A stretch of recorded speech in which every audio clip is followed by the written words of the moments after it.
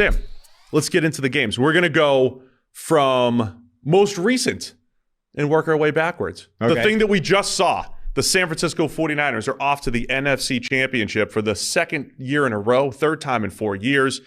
And it's because they beat the Cowboys 19-12. We just saw, I mean, there's a lot of stuff coming out of this game, man. The Dak Prescott discussion is going to be, pretty intense this offseason. Brock Purdy, the winning quarterback, Mr. Irrelevant, going to the NFC Championship. A lot of good storylines here, but man, this is a good defensive effort from both teams. Yeah, I mean, certainly, like the start of the game was like the best defensive battle I can remember seeing for years. Like, you see a lot of games where is this good defensive football or is this bad offensive execution?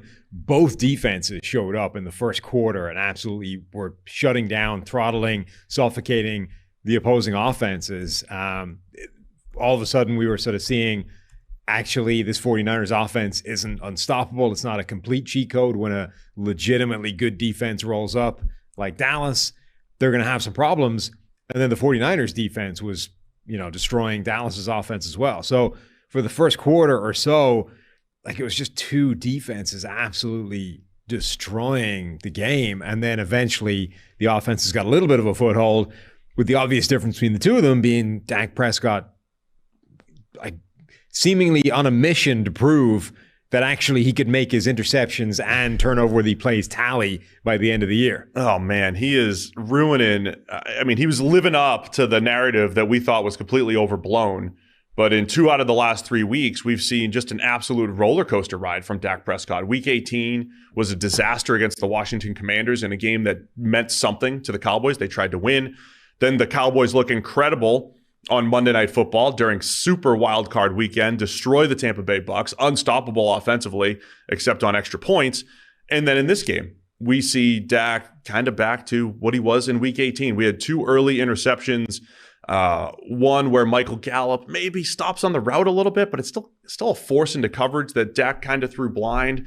Another interception in 49ers territory later on, just a misread, throwing the ball into double coverage.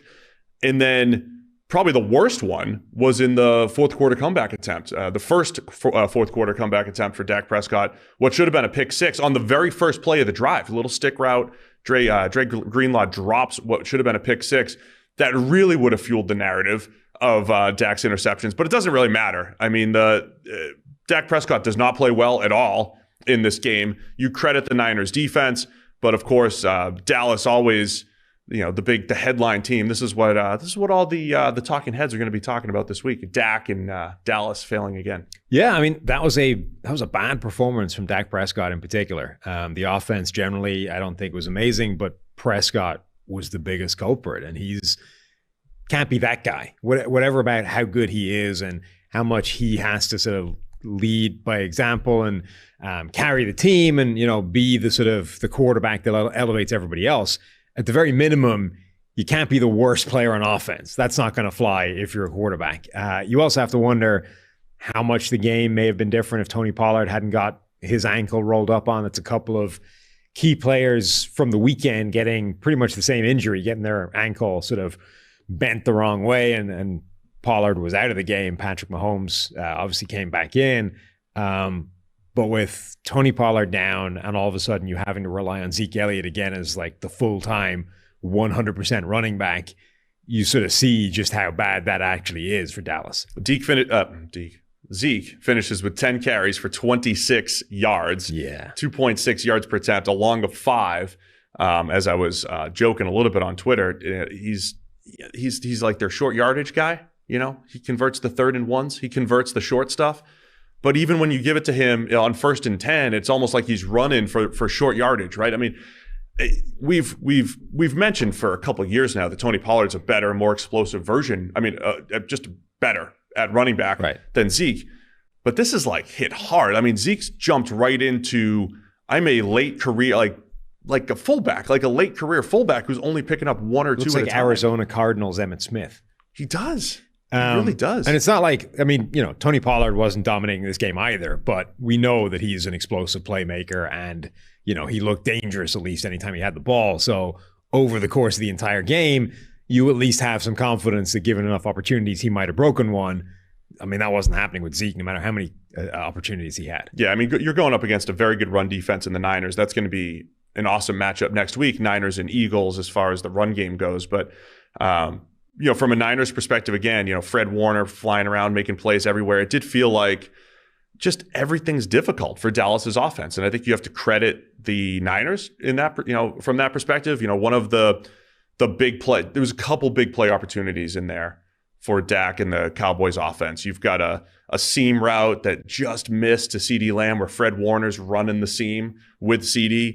And then the fourth quarter comeback attempt, though, not to harp on this too much, but with all of the drama, right? We love the drama and the storylines and the narrative and all that stuff. And last year's game ended with Dak Prescott on a QB draw with 16 seconds left or whatever it was. He slides down, and that was the last play of the game, right? Dallas did not get to even throw the ball into the end zone to try to tie it up, I think it was at the time. This year, it's like, all right, you got 4 minutes left, down 7. Dak, you got another chance here. What's it going to be? And it's first play picks, what should have been a pick 6 to end it, gets dropped. Second play was one of the big play opportunities that Dallas had. Post route that's open, and Dak misses it behind the receiver. And then it's 3rd and 10, and he takes a sack on a play where he just held the ball too long. Dallas has to rush out there, punt it. And by the time they got it back, they had no timeouts left, and it was nearly impossible to go the full field in 45 seconds or whatever. So there was a couple big play opportunities, but for the most part, the Niners defense, not necessarily because of their pass rush, but their coverage unit, like back 7 just did a really nice job making it, tight window throws, a little bit of disguise, forced those interceptions, and just forced everything to be, a tight window opportunity. Yeah, I thought both defenses played really well. I mean, The first quarter, they were both incredible. They sort of cooled off a little bit as the game went on. But I think there was sort of a couple of big differences. Number one was obviously Dak Prescott seemingly intent on turning the ball over. The other one was the Dallas defense couldn't find one of those themselves. Like, you sort of saw what happens if a defense that has built itself this season, not entirely, but a lot, off an incredible pressure rate and therefore an incredible turnover rate off the back of that. What happens if they can't force a turnover? Is that the difference? Do they actually need those turnovers to be as good a defense as they can be? And if they don't get them, are they going to slow you down but not make enough plays, particularly when your offense is turning the ball over? So I think sort of unfortunately, they had a shot as well. Like Deron Bland at one point early in the game almost took the ball away from Brandon Ayuk on a deep shot. That could have been a turnover that would have helped. Admittedly, more of a sort of arm punt turnover than a real impact one with favorable field position. But for as good as that Dallas defense was, it wasn't able to force a turnover, which might have been a difference in the game. I mean, one of the best things that Dallas did was just not give up all the free yards, not even free yards. I mean, think about how efficient the Niners offense always seems to look, where it's like, all right, 5-yard run here, 10-yard pass there. And, they made things a little bit more difficult for the Niners. But I think high level though, Sam, here's the difference in the game for me. And our friend Greg Rosenthal just tweeted it out, and I had to respond and say I agree. The Cowboys were short on weapons. Sometimes offseason narratives actually come true. That was Greg's thoughts on that. Not to absolve what happened out there, but Dallas's offense, when they get hot, they're really good, right? We've seen them put up a lot of points. But there are games like this where it's like, man, CeeDee Lamb had 13 targets out of the 37. He had a third of the targets, over a third. Dalton Schultz had 10 targets. And then, on the final drive, he's, run out of bounds instead of catching the ball. Not having an Amari Cooper, not having that other weapon. We talked a lot in December about signing OBJ, and, they traded Amari Cooper for a late round, a day 3 pick last year and all that stuff. And this came back to bite in certain games. And this was obviously one of them where CeeDee Lamb's awesome, but you can't just rely on him as a playmaker. And then on the other side, when the Niners needed plays and when they go empty, right? They go empty and they got Ayuk out there and Christian McCaffrey and George Kittle and Deebo Samuel and whoever else they want to put out there. Doesn't matter. But that 4, are you kidding me?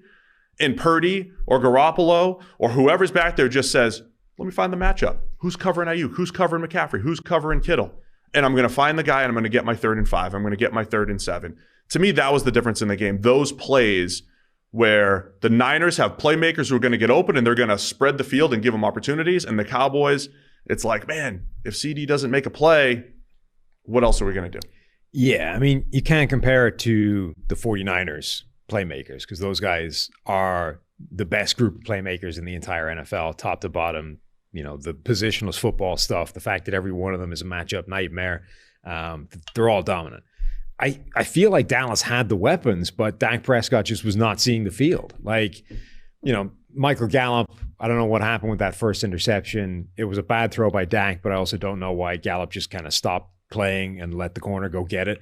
But the deep shot later on, Gallup had space. He had position. Dak missed him, essentially. T.Y. Hilton has shown the last few weeks he's capable of making some plays. Like, he's still capable of getting in the right spot at the right time and making a difference for this offense. But, like, you're watching the sort of last 5 minutes of this game, and you're like, what is Dak even seeing? I mean, he almost took a safety. Right.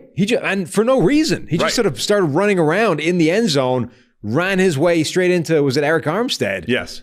In the end zone, and somehow, like, bounced off him and then fired the ball, which I think then got deflected. Like, the ball didn't even make it to the guy on the sideline. We didn't even get into the Brett Maher stuff and the fact that he missed the first extra point and got blocked and all that stuff, and it probably would have been shanked. But Dak was almost, like, he does hit these lulls where he's not seeing the field. It's not the yips, so to speak, right? But it's like a slump seeing the field. I remember talking about this on the podcast last year, right? He hit this lull in the middle of the year where he'd have 2 or 3 turnover-worthy plays per game in a year where he was still good last year. A lot like Josh Allen this year. It's like, hey, there's a lot of turnover-worthy plays, but he's going to offset it with far more good than bad. Like, this doesn't mean he's terrible. But there's this lull where he's not seeing the field. Dak definitely hits that tonight. And 2 out of the last 3 weeks, to be honest, where they were just so inept against Washington a couple weeks ago. And I don't even know if that was great Washington defense. They played tough. This was a combination of great San Francisco defense. You know, you've got a small margin for error, and Dak not seeing the field. That Eric Armstead play was in that the very final comeback attempt. Dak rolls to the right, and Armstead, who's almost my size, he's 6'7", 290. It's like the closest body type I have in the NFL is like running at him like this, and he's just like, I bounced off of a 6'7", 290 guy. Yeah. That would have ended the game with a safety. So I don't know what's happening with Dak Prescott there. No, but I think that was a bigger problem than the lack of weapons, which admittedly, you know, wasn't a great situation for Dallas. But I think with the return of Michael Gallup as the year wore on, with T.Y. Hilton coming into the fray, I think they had enough. And then Dak just didn't take advantage of those guys. Brock Purdy played a good, solid game again. You know, he's not going to have the same gaudy statistics. But again, I think it was what needed to be done, right? Whether it's George Kittle, it's Deebo Samuel, it's Brandon Ayuk only had 2 catches for 26, but it's like, again, which guy is open when you need them? And the Niners doing just enough, mixing and matching formationally. Elijah Mitchell had a great game running the ball. Now he did make a big error, a big mistake. He has a 13-yard run late in the game that would have sealed the deal. All he needed to do was just go down in bounds. He runs out of bounds. He's excited. And that was the reason why Dallas had one last chance, which didn't matter in the end. But you just see all the different options that the Niners have. And look, they scored 19 points. It's not like this was another dominant offensive performance.